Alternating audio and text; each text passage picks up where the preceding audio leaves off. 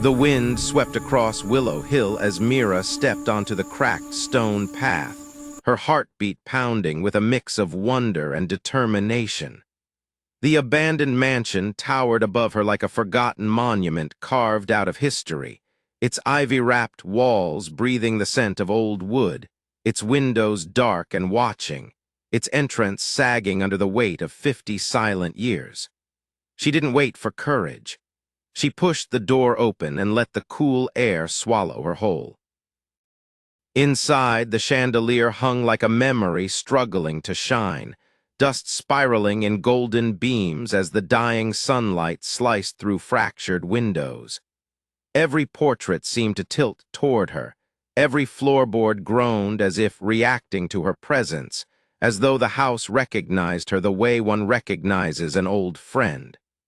She moved through the grand foyer with slow, deliberate steps, feeling the house shift, breathe, awaken around her. It didn't frighten her, it intrigued her. Something within these walls wanted to be found. Something wanted her. And with every breath she took, she felt the mansion's energy coil around her, inviting her deeper, urging her toward secrets that had waited half a century for the right soul to hear them. The east hallway felt different from the rest of the mansion, narrow, dimly lit, lined with peeling wallpaper that curled like ancient bark. Mira paused when she heard it again, soft tapping, steady, rhythmic, deliberate. It echoed through the wall to her left, not random like old wood shifting, but purposeful, almost conversational. She pressed her ear against the cold plaster and held her breath.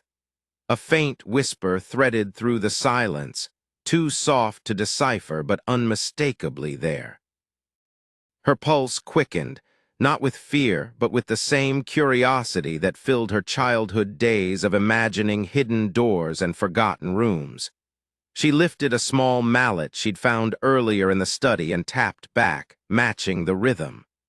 The response came instantly, a perfect mimic, a dialogue. She searched the hallway with fresh urgency, running her fingers along uneven wallpaper and loose floorboards until she spotted a bookshelf barely out of alignment. Dust clung to everything around it, but not beneath its base. Someone had moved this, not recently, but not as long ago as the rest of the house's forgotten corners. She pressed against the frame and the shelf quivered, just enough to confirm her suspicion. There was something behind it, but she stepped away instead of forcing it open. The mansion wasn't giving her everything at once. It was leading her, testing her, waiting for her to earn its trust. The attic greeted her like a cathedral of dust, sunbeams streaming through small, high windows and catching suspended motes like floating gold. Old furniture rested beneath heavy sheets, trunks were stacked like silent soldiers, and the air hummed with the vibration of a century's worth of memories. Mira's eyes locked on a brass-handled trunk buried under a discolored sheet. When she opened it, a world unfolded. Black and white photographs of a family smiling in front of the same mansion, parents, 2 children, and a young woman whose eyes burned with intelligence and warmth. Letters written in elegant ink lay bundled inside, the words fading but the emotion still alive. Some treasures are not meant to be found quickly. Patience will reveal what the heart already knows, one letter whispered from the past. As she held the fragile paper, a chill swept across her skin and the tapping resumed, this time from the floor beneath her. She followed the sound back down the stairs into the library she'd visited earlier. The misaligned bookshelf waited like a sentinel guarding something sacred. She pressed it again, feeling it yield. Behind it lay the faint outline of a hidden door, but once more the mansion's silence urged her to wait. She wasn't ready, not yet, and somehow she understood. The house was revealing itself in chapters, not all at once. Her story with it had only just begun. Night settled over Willow Hill as Mira lit lanterns around the library, their glow pooling across the floor like warm, liquid light. She stood before the hidden door again, feeling the weight of history pressing from the other side. Hours earlier, she had searched the mansion with near-obsessive focus, opening drawers, flipping through hollowed-out books, exploring the depths of forgotten cabinets. When she finally discovered the small golden key tucked inside a rusted metal box, her breath had caught like a spark. Now she slid the key into the ancient brass lock. A soft click echoed through the library, followed by a low, welcoming groan as the door eased open. Darkness spilled outward like a quiet secret. She stepped inside. A narrow staircase dove into the earth, and at the bottom lay a room untouched by time. Shelves lined the stone walls, filled with jars, maps, and hand-bound journals. The centerpiece was a leather-bound book written by a woman named Leia, a member of the family in the photographs. Leia's writing felt alive, her words capturing joys, tragedies, and lessons meant for someone generations away. Only someone patient, kind, and curious will uncover what we leave behind. Mira felt the truth of that message settle deep inside her chest. She wasn't just discovering the past, she was being entrusted with it. And the mansion, in its quiet, breathing darkness, seemed to approve. Morning light spilled across the library floor as Mira sat surrounded by journals, diagrams, and carefully preserved artifacts. One map caught her attention, a hand-drawn layout of the mansion, marked with a small star in the east wing. She hadn't explored that area fully yet. Following the map, she spent hours searching through hidden corners, old wardrobes, and dusty alcoves until she found it. A disguised panel, almost invisible, behind an antique wardrobe. With a gentle shove, the panel loosened, revealing a small wooden chest carved with delicate swirling patterns. Her breath trembled as she lifted the lid. Inside lay antique coins, fine jewelry, and letters tied with a ribbon. But the most meaningful object was a small note. The greatest treasure is the love you give a forgotten place. Those words shook her. She realized then the mansion was not hiding valuables, it was hiding a legacy. A ritual, a test of heart. She imagined the family who had placed these treasures here, hoping the right person would one day restore what time had taken. As she carefully touched each object, she felt an unspoken bond with them, strangers yet connected through the language of care and curiosity.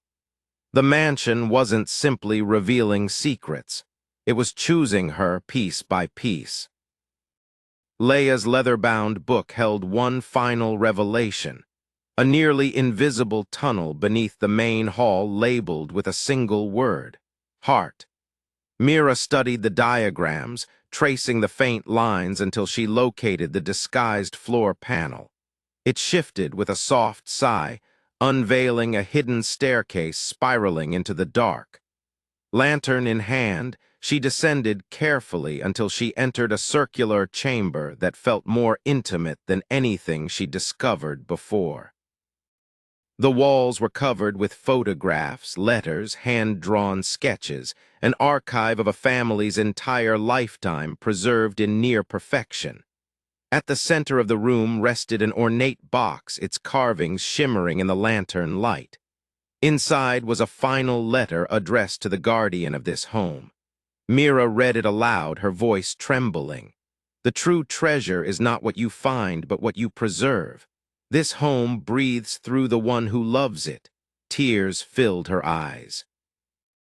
For the first time, the entire scope of the mansion's story came into focus. The tapping, the whispers, the preserved rooms, all of it had led her here. She wasn't just exploring a forgotten place. She had become woven into its history. A living continuation of a story that refused to die. The mansion had given her its heart, and she accepted it with a reverence she couldn't put into words. The days that followed transformed the mansion from a relic of silence into a vessel of life. Mira poured herself into restoring every hallway, every staircase, every long-forgotten room. She scrubbed floors until the wood gleamed, repaired shattered windows, cleared tangled gardens, and replanted flowers where only weeds had survived. As she worked, the house changed too. Light entered more freely, drafts softened into breezes, and the stillness shifted into gentle warmth. When she finally invited neighbors and artists to visit, their awe echoed through the building like music. Children ran through the halls with wild joy, adults marveled at the letters and photographs, and every person who stepped inside seemed to breathe new life into the mansion's memories.